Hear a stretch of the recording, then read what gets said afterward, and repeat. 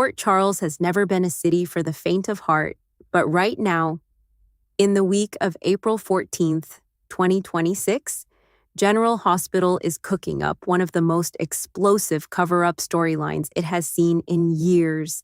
It involves one of soap opera's most iconic matriarchs, a beloved young mother on the edge of everything she's ever wanted, a devastating car crash, and a secret that could bring an entire family crashing down. Buckle up, GH fans. This one is going to shake the Quartermaine mansion to its very foundation. Let's go back to where it all began. It was a Tuesday evening in Port Charles, and Brook Lynn Quartermaine was in high spirits. She had every reason to celebrate. She and her husband, Detective Harrison Chase, had just been approved to foster baby Phoebe, a dream that had been building for months. She sat down with her old friend Lucy Coe to catch up over wine, toasting to new beginnings and talking about the chaos swirling around the Deception Cosmetics world. Everything felt good. Everything felt right. But then Dante Falconeri called. Gio Palmieri, Giovanni, the young musician Brook Lynn, shares a deeply special and recently repaired bond with, was about to perform at Charlie's pub, and Dante didn't want her to miss it. Brook Lynn made a decision that would change everything.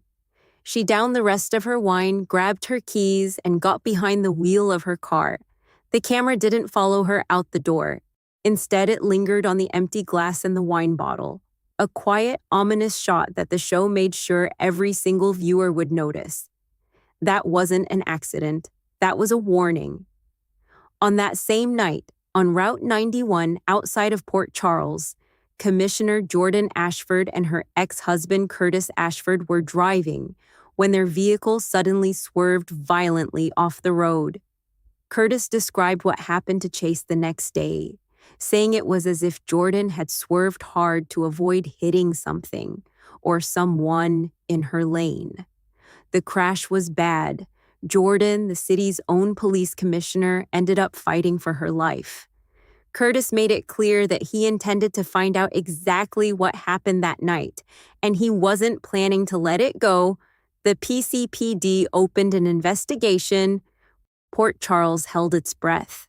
And then came the moment that changed Brook Lynn's entire world. She was at the Quartermaine mansion, happily preparing for Phoebe's arrival. Champagne being passed around, Ned beaming about a baby in the house again, when the conversation turned to the accident on Route 91. Chase mentioned that he'd pulled the accident report from Curtis. It was a pretty bad crash, he said. Seemed like Jordan swerved right off the road. And just like that, the color drained from Brook Lynn's face. Her voice faded. Her eyes went somewhere else entirely. She flashed back. She remembered the night, drinking with Lucy, the wine, the phone call, the drive. She remembered nearly colliding with another vehicle on the road. And now, hearing that Jordan Ashford nearly died after swerving to avoid something in her path, the realization hit Brook Lynn like a freight train. She may have been that something. She may have caused it all. This is where the story of Tracy Quartermaine comes in, and this is where General Hospital truly ignites. Tracy, who played with absolute ferocity by the legendary Jane Elliot, is set to get some news on April 15th that leaves her deeply disturbed. And based on everything we know, there's every reason to believe that news is going to come directly from Brook Lynn herself. Because here's the thing about Brook Lynn Quartermaine. She is not a woman who bottles things up easily. She is emotional, fiercely loyal, and when the guilt becomes unbearable, she tends to reach for the one person in her life who she trusts to handle the truth without flinching. That person, that iron-willed, no-nonsense Quartermaine matriarch, is Tracy. Brook Lynn may be about to confess everything to her grandmother, and Tracy's response, according to what the spoilers are telling us, is going to be as cold and calculated as anything Tracy Quartermaine has ever done. Because Tracy isn't just going to listen. Tracy is going to go into full crisis management mode. She will hear Brook Lynn out, and then she will tell her granddaughter in no uncertain terms to get a grip. Tracy may have plenty of empathy, locked somewhere deep inside that designer suit. But when it comes to protecting her family, sentiment takes a back seat to strategy. And here is the brutal, undeniable truth that Tracy is going to lay out for Brook Lynn. If law enforcement finds out that Brook Lynn was drinking and driving the night Jordan Ashford nearly died, Brook Lynn isn't just looking at a scandal, she is looking at prison time, criminal charges, the destruction of everything she and Chase have spent months building toward. And the one thing that would be ripped away fastest? Baby Phoebe. The foster placement, Mike, already complicated after young Wiley Corinthos accidentally asks the social worker what a hooker meant during her visit, could be over in an instant. The adoption dream that Brook Lynn and Chase have been nurturing? Gone. Tracy is expected to stare her granddaughter dead in the eye and make the stakes crystal clear. Zip those lips or lose everything you love, and it goes even further than Phoebe. Tracy may raise another deeply uncomfortable argument, and it centers on Chase himself. Harrison Chase is already walking a razor's edge at the Port Charles Police Department. He's a cop tangled up in his own questionable moves, actively tampering with evidence in connection to the Drew Kane shooting investigation, operating in legally murky territory that could blow his entire career sky high at any moment.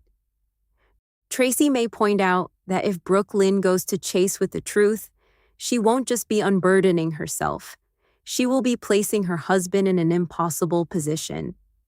Chase would then know that his wife was likely responsible for nearly killing the police commissioner, and his closest colleague on the case, Dante Falconeri, is the very man who would be investigating it.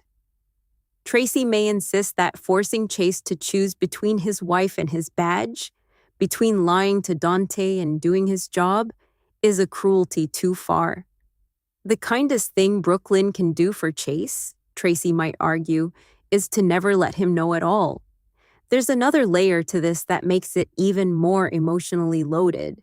Tracy may bring up Giovanni Palmieri, the young gifted musician that Brook Lynn has only recently mended fences with after years of fracture and pain, would be devastated to learn that the woman he's rebuilt a bond with was drinking and driving the night he performed at Charlie's Pub. The whole reason Brook Lynn was even in that car was to watch Gio play. And the irony is brutal. A moment that was supposed to be about celebrating this young man's talent could end up being the night that defines Brook Lynn's downfall. Tracy may use Gio's name as one more argument for silence, warning Brook Lynn not to shatter the fragile trust they've rebuilt in their relationship. But here's the problem with Tracy's plan, and it's a big one. Brook Lynn is not built for silence. She is not a woman who wears lies comfortably. She loves Chase, deeply, genuinely. And the idea of keeping a secret of this magnitude from the man she married goes against everything she stands for. There is going to be a war inside Brook Lynn Quartermaine between the woman who wants to do the right thing and the woman who is absolutely terrified of losing her baby, her husband's career, and her own freedom all at once. Tracy may win this round. She may convince Brook Lynn to stay quiet, for now, but secrets of this size in Port Charles never stay buried. Curtis Ashford is already investigating. The PCPD has a case open, and if there's traffic cam footage from Route 91, or a witness who saw Brook Lynn's car that night, or if Charlotte and Danny Morgan know more than they're letting on, the whole house of cards could collapse anyway. General Hospital is building something here that is layered, explosive, and deeply character-driven. This isn't just a car crash story. It's a story about the price of one terrible decision.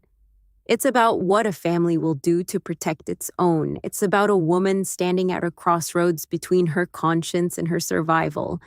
And at the center of it all, as always, is Tracy Quartermaine. Sharp, calculating, and absolutely convinced that she knows best. Tracy has been right before. She has saved the Quartermaine family from more crises than anyone can count. But this time, in pressuring Brook Lynn to keep a secret that could shatter innocent lives, Tracy may be lighting a fuse she won't be able to put out. The explosion, when it comes, is going to be legendary. Stay tuned. GH fans, Brook Lynn Quartermaine's world is on the brink, and Tracy Quartermaine's cover-up may be the thing that either saves it or destroys it completely.